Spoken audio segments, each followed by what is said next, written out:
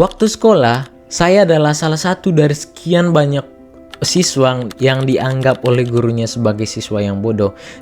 Bodoh yang dimaksud di sini oleh guru tersebut adalah karena ada beberapa materi atau pertanyaan yang mereka sampaikan, yang mereka tanyakan kepada saya tidak mampu atau saya tidak paham dengan materi yang mereka sampaikan. Makanya saya dianggap sebagai siswa yang bodoh. Bukan karena itu, dan juga ini juga mempengaruhi kualitas atau nilai saya di rapor itu.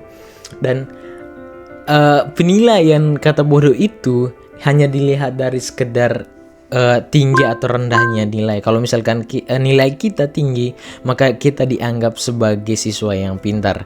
Nah, kalau misalkan nilainya rendah, maka kita dianggap sebagai siswa yang bodoh atau siswa yang kurang mampu berpikir dengan baik. Tapi teman-teman, saya tidak mau bahas itu di sini, dan saya rasa ini bukan hanya terjadi di sekolahnya. Saya berpikir di seluruh Indonesia punya penilaian yang sama tentang pintar dan bodoh tadi itu. Tapi di sini saya tidak mau bahas itu. Saya mau fokus ke pengembangan diri, fokus ke diri sendiri. Bagaimana kita membuat otak kita dengan aktivitas kita sendiri, dengan cara kita sendiri yang membuat kita mampu berpikir lebih baik dan lebih kritis. Nah, di sini saya akan sampaikan, saya akan sharing pengalaman pribadi saya, gimana cara saya tanpa saya harus mengikuti sekolah atau kursus tertentu yang membuat saya bisa berpikir, yang membuat saya bisa berkomunikasi lancar seperti ini di depan kamera seperti ini, yang membuat saya yakin, membuat saya percaya diri, membuat saya pede dengan apa yang saya lakukan, apa yang saya bicarakan dengan opini saya. Saya punya rahasia khusus, saya punya kebiasaan, saya punya habit, dan saya berpikir habit ini bukan hanya saya yang saja yang lakuin, tetapi saya lihat ada beberapa kalian tahu filosofi itu mereka punya kebiasaan yang seperti yang saya lakuin. Apa dia habitnya? Apa dia aktivitasnya yang benar-benar membuat otak kita improve? Yap, menulis. Tapi kebanyakan orang ketika bertanya apa sebenarnya aktivitas yang sederhana yang benar-benar membuat mereka improve, yang benar-benar membuat otaknya menjadi lebih baik, mampu berpikir lebih kritis, kebanyakan dari mereka akan mungkin menjawab membaca buku.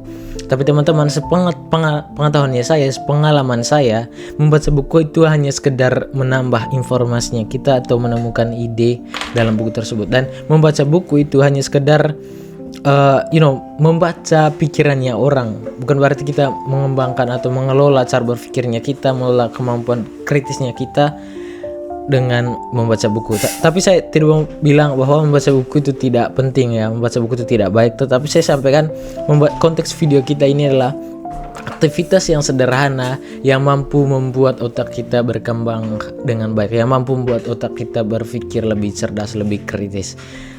Nah, pengalaman pribadi saya sendiri, dan ada beberapa orang hebat. Kalau kalian lihat penulis-penulis itu, rata-rata mereka punya kebiasaan jurnal. Di pagi hari saya terinspirasi juga dari Ryan Holiday, penulis buku Ego is Enemy itu yang sangat terkenal itu.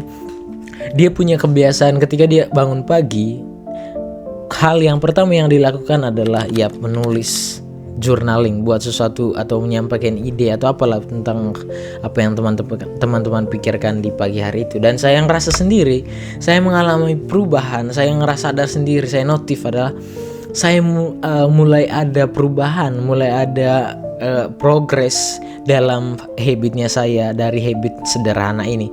Mungkin kebanyakan orang habit menulis ini dianggap sebagai sesuatu yang sederhana dan biasa-biasa saja, tetapi kalau teman-teman lihat sadar, para filsuf itu teman-teman, para pemikir yang cerdas itu, mereka punya kebiasaan untuk menulis. Dan saya anggap juga kalau misalkan kita punya kebiasaan untuk menulis, kita itu juga akan membuat kita menjadi orang yang lebih sukses, menjadi orang yang punya kehidupan atau punya nilai hidup yang lebih baik dari rata-rata orang.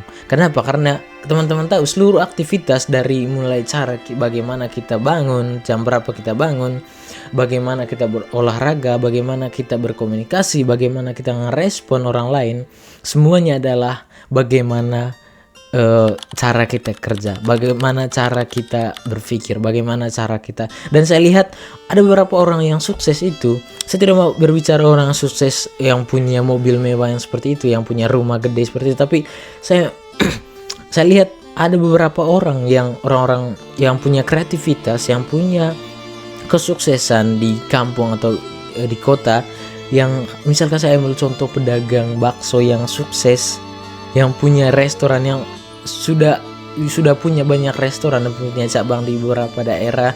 Dan saya lihat, kalau saya notice sendiri, orang itu punya kemampuan atau cara berpikir yang lebih baik dibandingkan rata-rata orang. Dan saya yakin sekali, kalau kalian lihat, kalau kalian notice, banyak orang-orang sukses itu mereka, cara berpikir mereka itu lebih baik dibandingkan orang rata-rata orang yang boleh dikatakan sebagai penganggur yang belum sukses itu.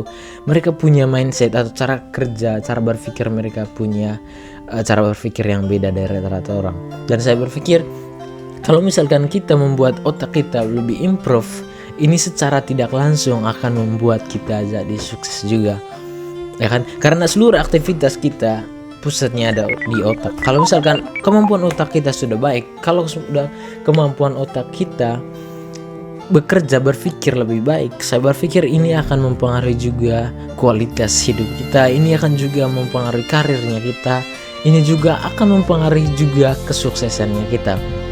Yap, kalau teman-teman mau menjadi orang sukses, kalau misalkan teman-teman bingung harus mulai dari mana, sarannya saya, teman-teman mesti mulai dengan habit yang sederhana ini, yap, menulis. Oke teman-teman, itu sudah sharing dari pengalaman saya. Ini video yang singkat karena saya tidak terlalu prepare dengan video ini. Semoga kalian harus praktek. Kalau mau kalian menjadi orang sukses, saya sarankan untuk menulis ya teman-teman. Karena pusat otaknya kita adalah menulis di otak tadi. Seluruh aktivitas kita pusatnya ada di otak, oke?